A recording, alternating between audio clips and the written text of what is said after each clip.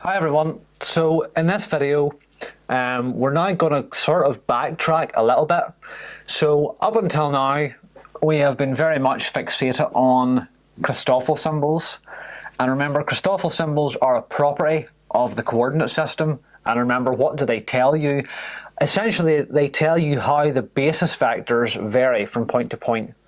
Okay, so remember when you differentiate a basis vector with respect to the coordinates, you get another vector, and the Christoffel symbols are the expansion coefficients for that vector. And we've been very focused on those, but kind of going alongside them is the idea of a covariant derivative, okay, which we've talked about a few videos ago, and now we're going to go back to it. And in particular, we're going to think a little bit about ideas that you would have seen way back in level 1 in vector calculus. Okay, so divergence and Laplacian is what we're going to think about here. So if you have a vector field, you can take the divergence of it. If you have a scalar field, you can take the Laplacian of it. And we want to investigate how those work in totally general coordinates now. First of all, though, I am going to mention one other property of covariant differentiation that I didn't mention a few videos ago. So before we talked about the properties of covariant derivatives, we saw the sum rule, the product rule, we saw the fact that covariant derivatives are not commutative. There is another property I want to mention here, and it's called Ricci's theorem. And what it says is, if you take a covariant derivative of the metric tensor,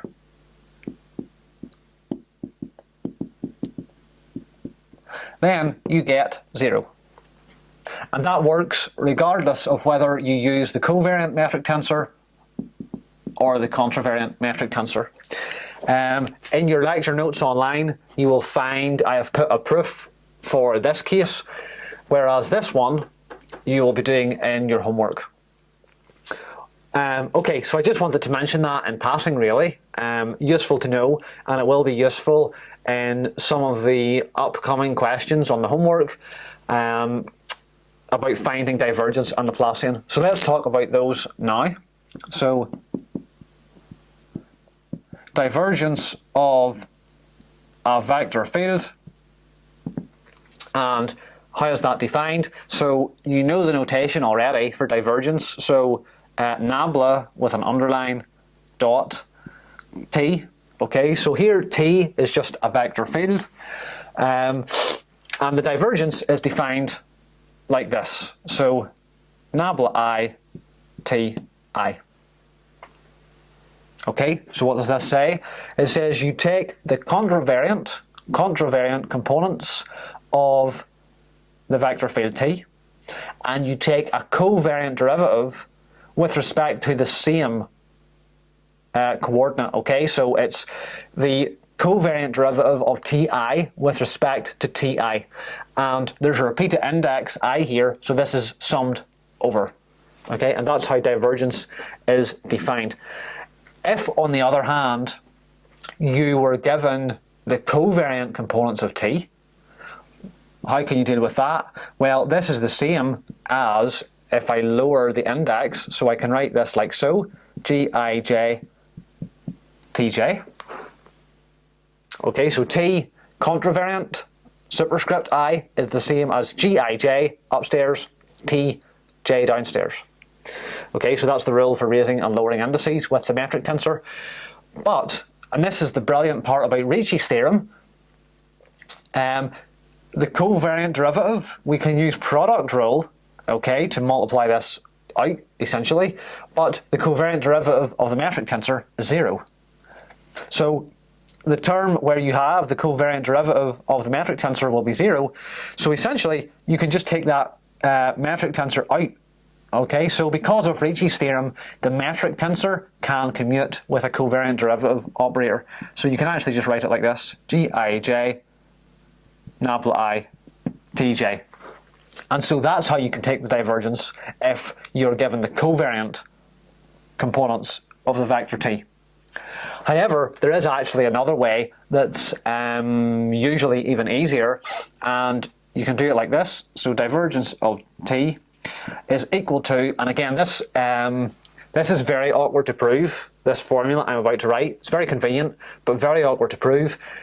There is a proof of it all the same. I've given it in your PDF notes online, but I wouldn't expect you to know it, okay, or to memorize it or anything like that.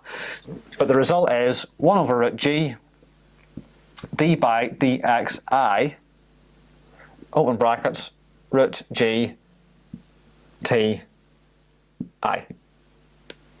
And this is where g is just the determinant of the metric tensor, which we're assuming is a positive number. Okay.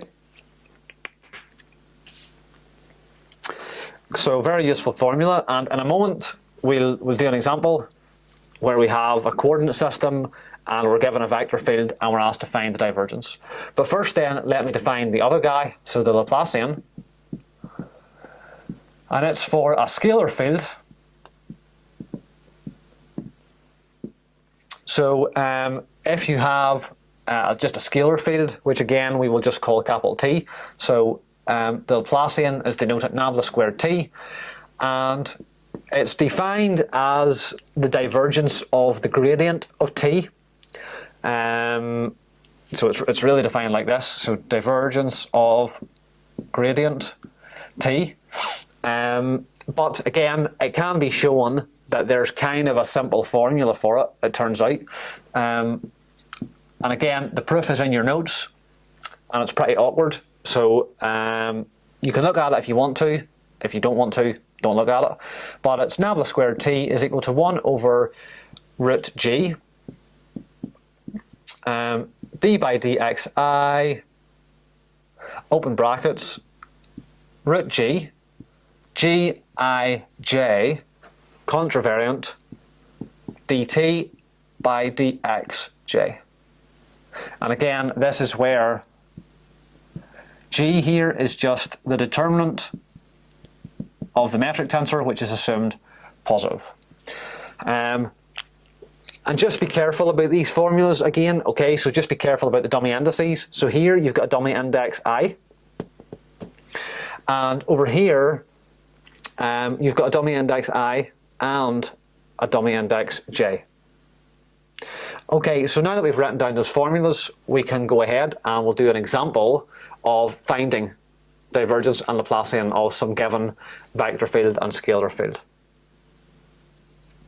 Okay, so let's suppose that we are in two-dimensional polar coordinates, in which case the line element is just given by ds squared equals dr squared plus r squared d theta squared, where r is the radius and theta is the angle.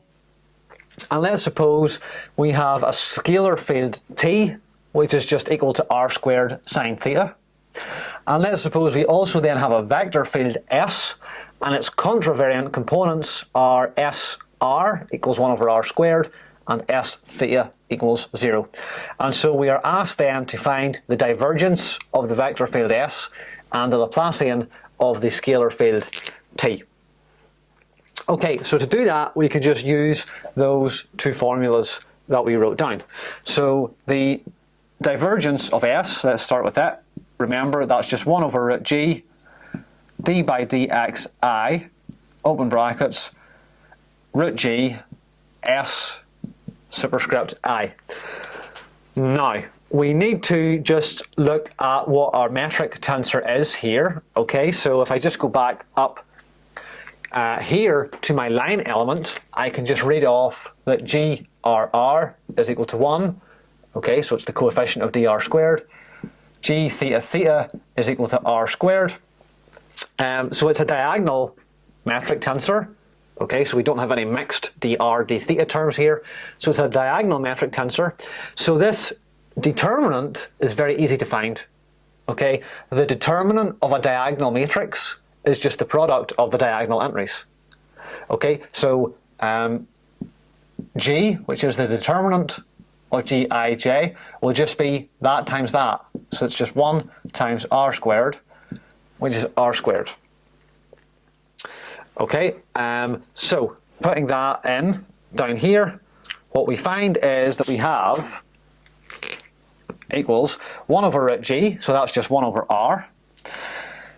And now remember, we have a sum over I here.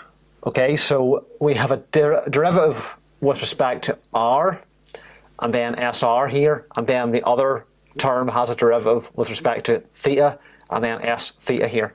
So we keep the 1 over root g there, and then we'll have d by dr. So here's the sum. So d by dr of root g, which is r times SR, plus d by d theta of root g, which is r, again, times S theta. And now let's just plug in what SR and S theta are. So that's just going to be 1 over r times d by dr. Well, r times SR will just be r times 1 over r squared. So that will just be 1 over r. Plus d by d theta of r times S theta, which will just be 0. So that will just disappear. And so what you get is just the derivative with respect to r of 1 over r, which is minus 1 over r squared, and then times another 1 over r, that's minus 1 over r cubed. Okay, and that's the answer for the divergence of S. And now let's go then to the Laplacian of t. So remember, nabla squared t is just given by 1 over root g d by dxi, open brackets, root g gij dt by dxj. Okay, and remember in this one we've got two dummy indices. Okay, so we've got a sum over I and a sum over j.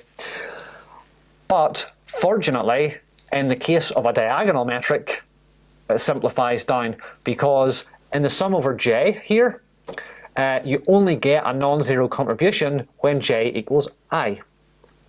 Okay, why is that? Because the metric's diagonal. So unless these two indices are equal, then this will be 0. Okay, so for this to be non-zero, you have to have I here, diagonal metric.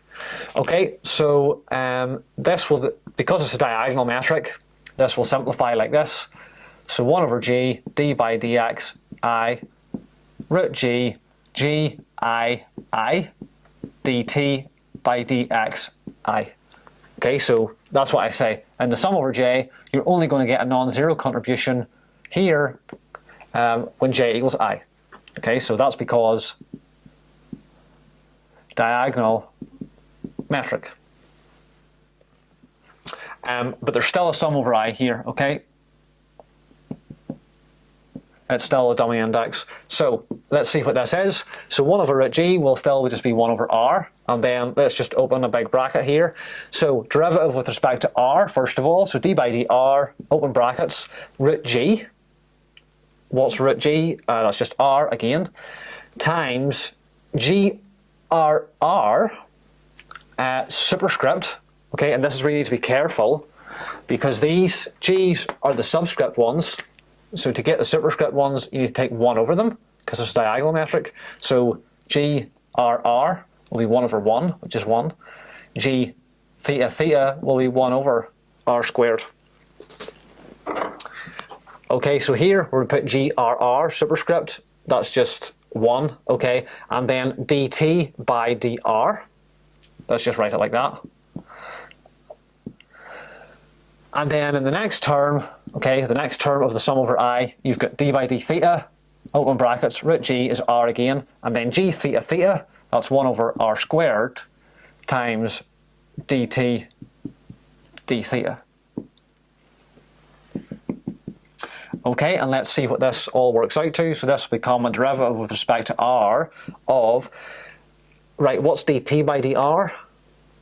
Well, t is r squared sine theta, so dt by dr will be 2r sine theta, and then times this other r is 2r squared sine theta. And then plus d by d theta of, what's dt by d theta? It's going to be r squared cos theta, and then times r over r squared, so times 1 over r. So it's going to be r cos theta,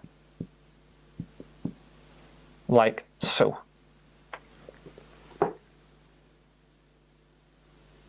Okay, and then in the next step, we can do these derivatives. So we'll have 1 over r still out here, and then differentiate this with respect to r. That's going to be 4r sine theta. And differentiate this with respect to theta. You're going to get minus r sine theta. And then finally, you can take this 1 over r inside. So you just get that 1 over r will cancel there and there. So you just have 4 sine theta minus sine theta, which is just 3 sine theta. So that's an example. And again, it could be a typical kind of test or exam type question where you're given a coordinate system and you're given a scalar field or a vector field, and you're asked to find Laplacian or divergence.